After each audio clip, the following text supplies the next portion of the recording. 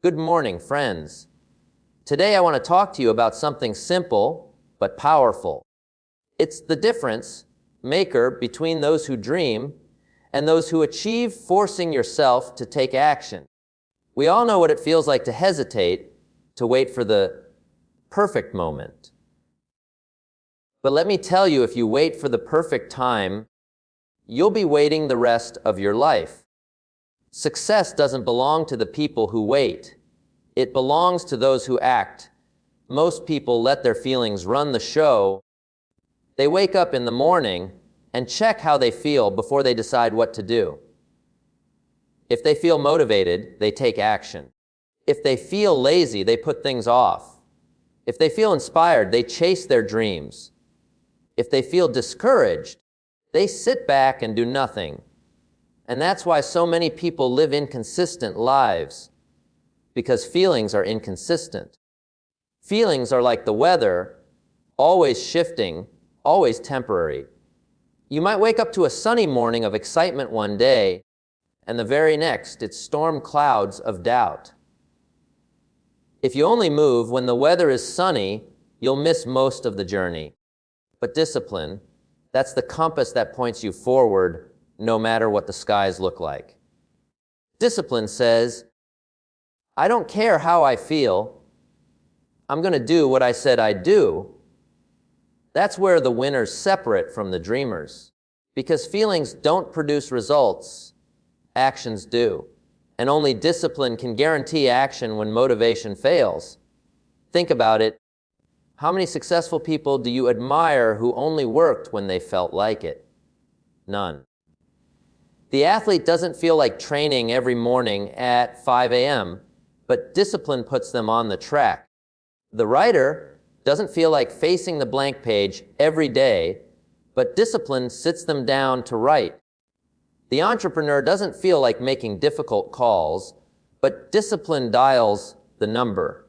Discipline is not glamorous. It's not exciting. It's not loud. It's quiet. It's steady.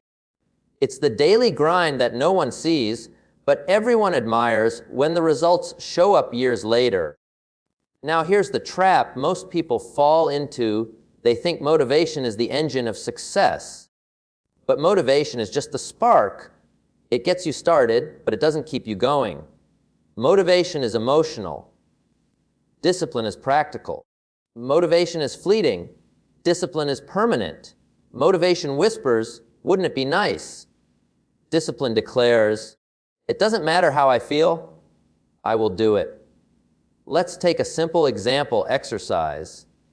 How many times have you said, I don't feel like going to the gym today? If you only go when you feel like it, your health will be unstable. But if you discipline yourself to go whether you feel like it or not, your health becomes consistent, your strength grows, and your confidence rises. Discipline is the habit of choosing long-term gain over short-term comfort. Feelings always want comfort now. Sleep in, eat the junk food, skip the hard work. But discipline wants growth later. Discipline says, yes, it's uncomfortable now, but the reward tomorrow is worth it. And here's the irony. When you push through with discipline, feelings eventually follow. The runner doesn't feel like running at mile 1, but by mile 3 they feel alive. The student doesn't feel like studying at first, but 20 minutes in, they feel focused. The professional doesn't feel like making the hard call, but once it's done, they feel relieved and accomplished. So discipline is not about ignoring your feelings.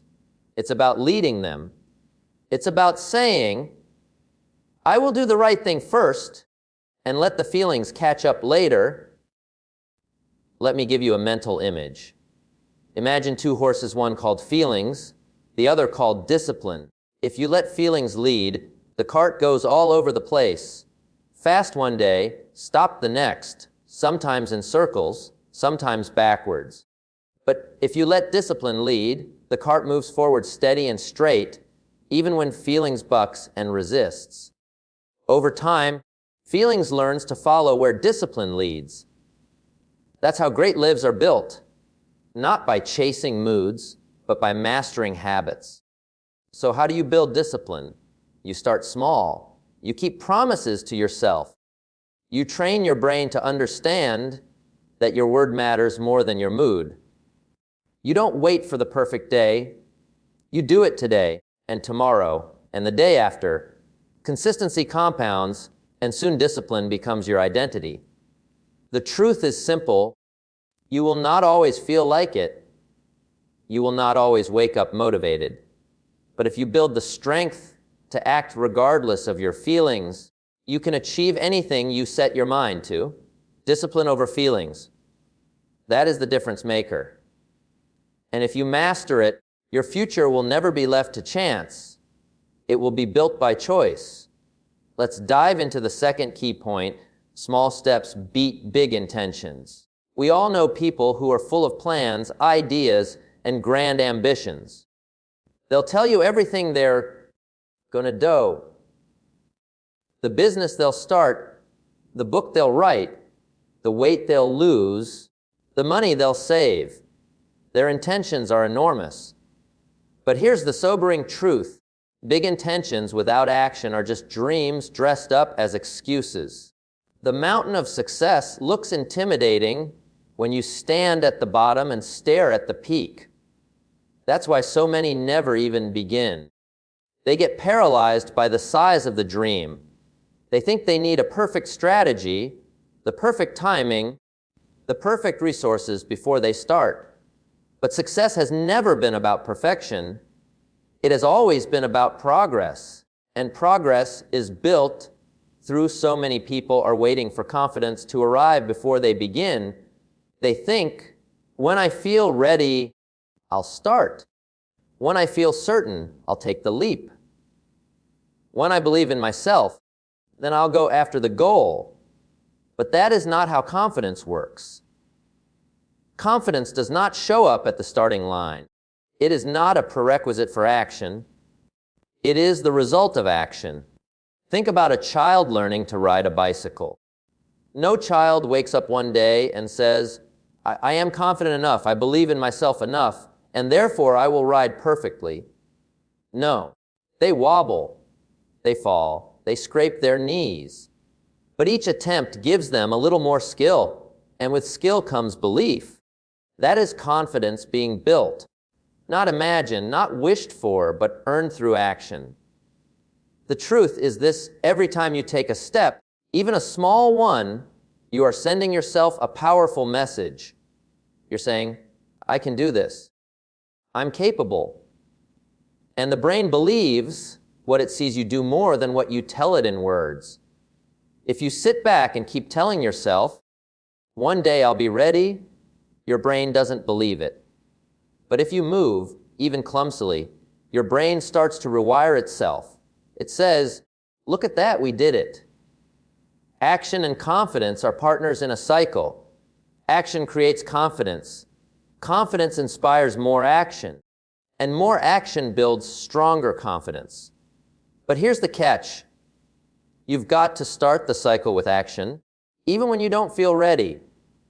Now think about any great speaker, leader, or athlete. Do you think they were confident the very first time they performed? Of course not. They started scared, nervous, and uncertain. But they acted anyway, and because they acted, their confidence grew.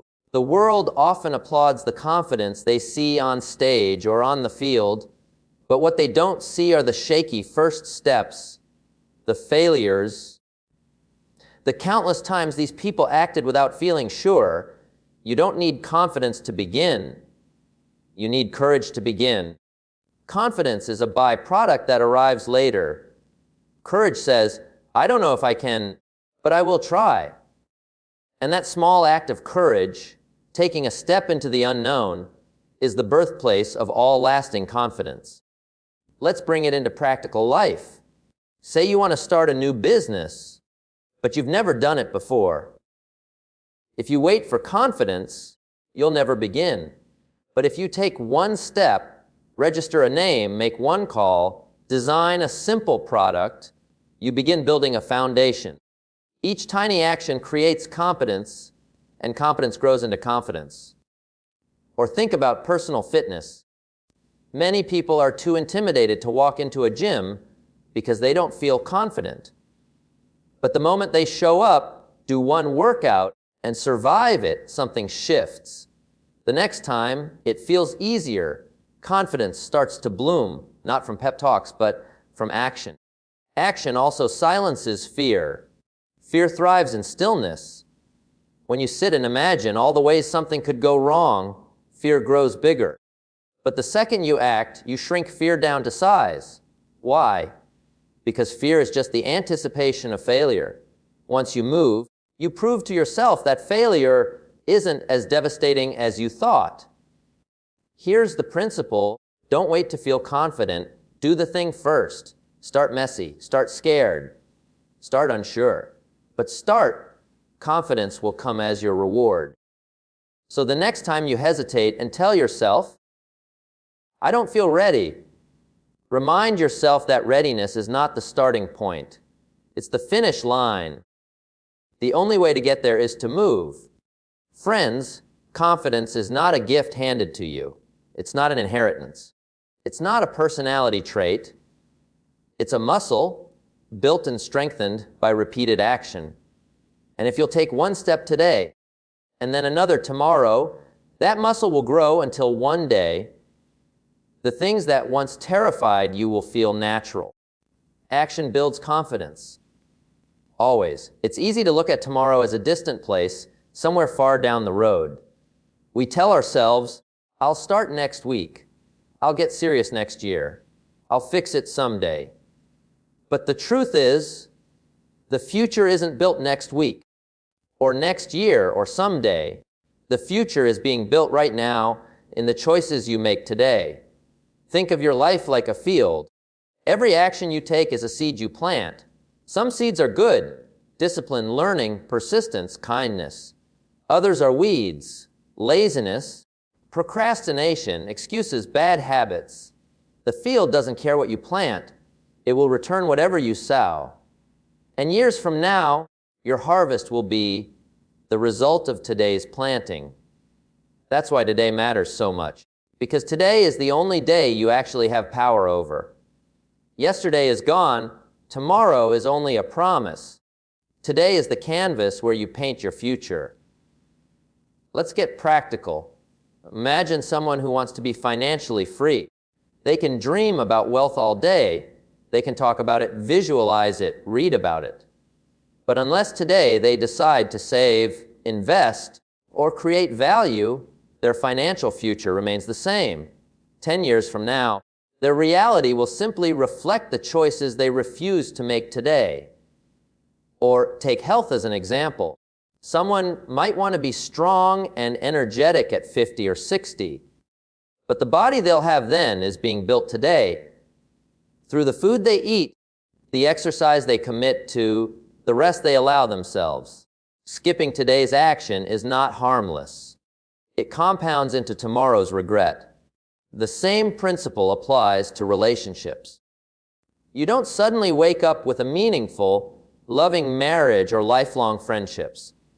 They are shaped by the daily choices, the conversations you have, the appreciation you express, the time you invest. Neglect today, and tomorrow's connections weaken. Care today, and tomorrow's bonds deepen. Here's the key idea: the small choices of today are not small at all. They are investments in the life you will be living years from now. Every act of discipline today is a gift to your future self. Every bad habit you repeat today is a debt your future self will have to pay. So ask yourself, what kind of future do you want? And then ask, what actions today are aligned with that vision? Because wanting a better future without taking the right actions today is like expecting a harvest without planting any seeds. The future is predictable, not in every detail, but in its direction. If you spend today learning, working, growing, and practicing discipline, your future will reflect it. If you spend today procrastinating, complaining, and avoiding, your future will reflect that too. It's not magic, it's cause and effect. And here's the most empowering part.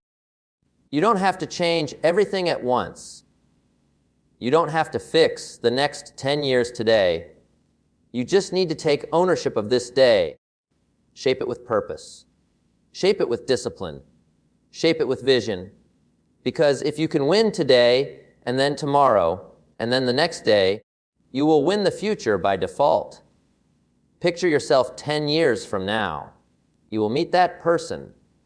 That version of you is waiting, shaped entirely by the decisions you make today. Will you meet someone strong, confident, and fulfilled? Or will you meet someone full of regret, wishing you had acted sooner?